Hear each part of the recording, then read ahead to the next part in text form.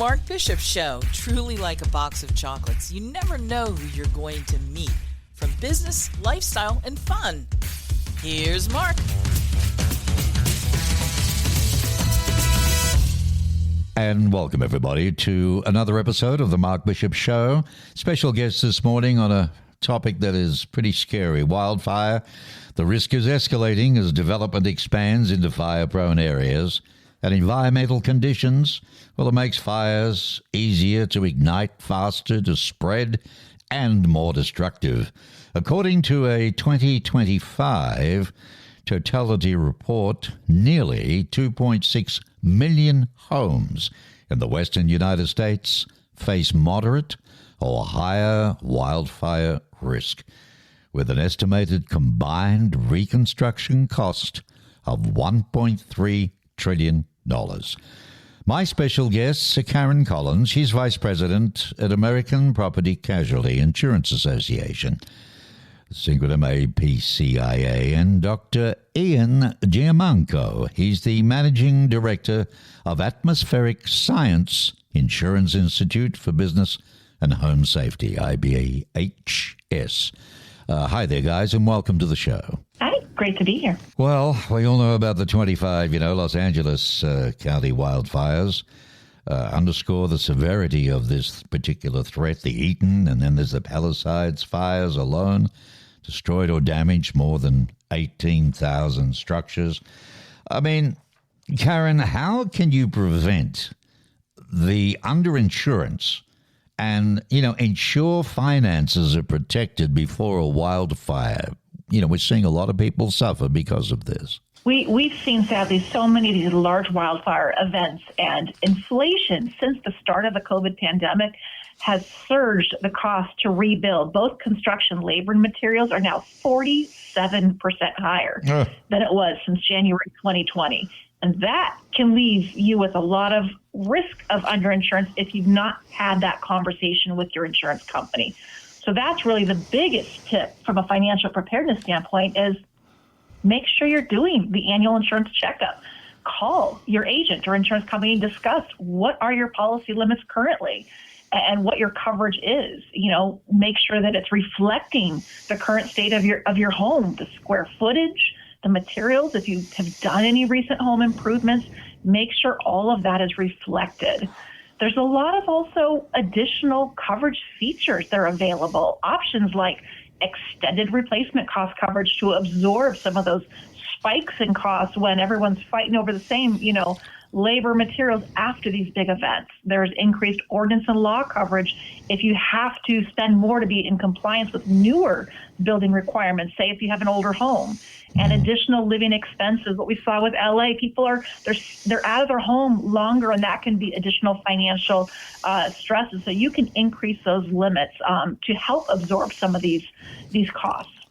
Yeah, it's not cheap, that's for sure. I mean, Ian, what are, in your opinion, the key steps to make, say, my home more resistant to embers igniting, flying around and burning? Because that's the thing. I mean, people see a flame off in the distance, and that's the fire. But when there's wind, anything can happen, right?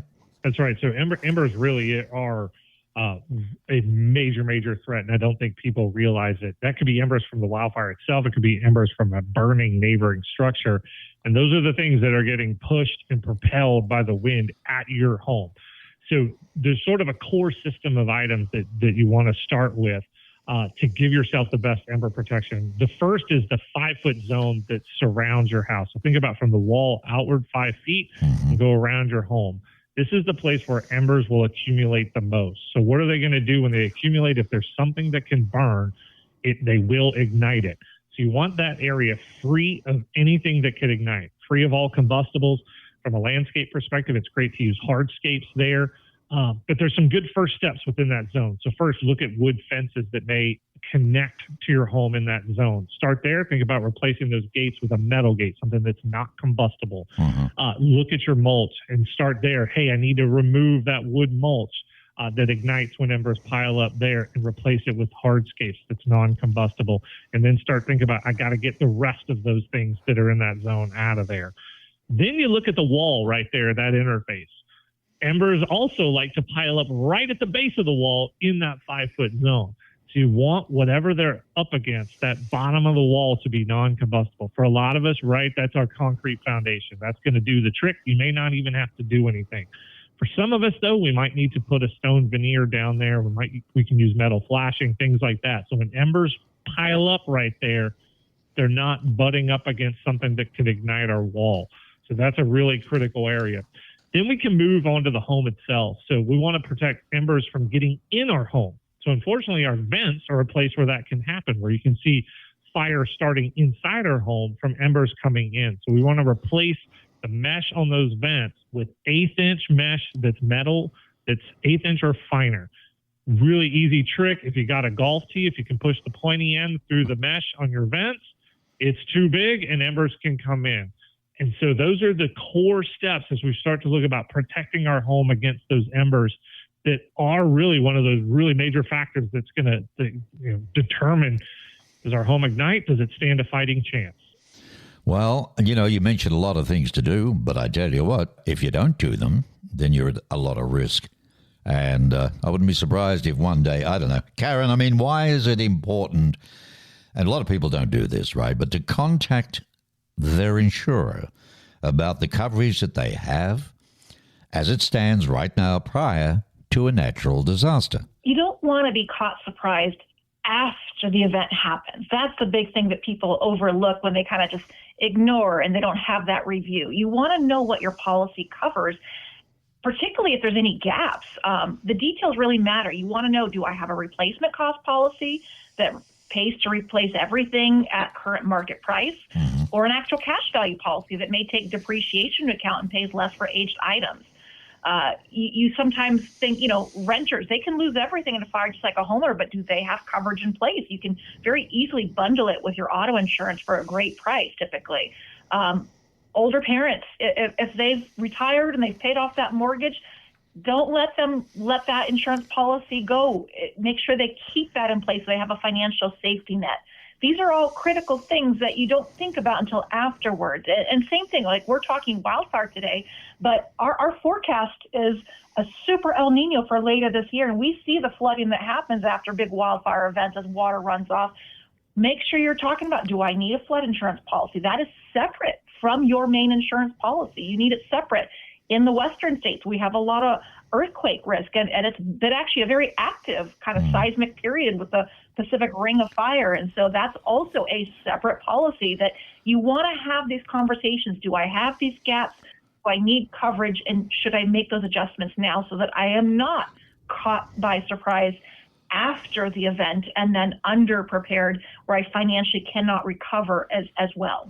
Yep, you're dead right. And as I speak to you, here from Arizona, we're 3 days off, they say, one of the worst storms in 100 years about to hit us. So if you're listening, folks, I would contact your agent as fast as you can. Really, you've got to update your insurance and ensure your finances are protected. And make a home inventory. Account for your property and valuables, just go around, make a list, blah, blah. I mean, it doesn't take long, but it's well worth it. Ian, I mean, it's all very well to do all these things, and we don't have a lot of time left. But in your opinion, what are ways to, add curb appeal to your home, but also prepare against wildfire and flooding, for that matter? Yeah, landscaping is such a really big part in how we manage our own landscape around our home to being wildfire ready. And so I'd encourage folks, just start looking out there on the internet. Go look at people's designs they've come up with that meet these things, like I talked about, that non-combustible 5-foot zone, and you'll find some amazing designs. If you save the money, you're going to have a landscape architecture do some work on your home. Show them those things. Ask for that type of protection, and it can really look beautiful. I love my own home. I have a lot of pride in my yard, and that's one of my habits, and I'm always looking for those great ideas. Right. And when you're looking to make that step for wildfire protection, go look around for those, and you will find some amazing designs that incorporate hardscapes that look like trails and how to properly space vegetation. And there are some really beautiful designs out there. So have a look and have some fun doing it. Yep. And what good way to do that, in closing, Ian, is to go to the website. Where can people go, get some ideas, and have a good look at what you're talking about? Yeah, great place for starting on protecting your home. Please go to IBHS.org/wildfire ready. There you go. For APCIA, if you want the tips on the financial preparedness conversation or the how to do a home inventory as well, you can visit our site at www.apci.org/wildfire. And we have a link also to another great website, myresilienthome.com, if you're looking for some creative inspiration, some great testimonials and additional pictures as well that you can find there. Oh, that's great. Thank you, Karen Collins, Vice President at American Property Casualty Insurance, and Dr. Ian Giammanco, the Managing Director of Atmospheric Science, Insurance Institute for Business and Home Safety. Thank you guys for being on the show. Thanks, Mark. Join us again for another episode of The Mark Bishop Show. It's a production of Mark Bishop Media.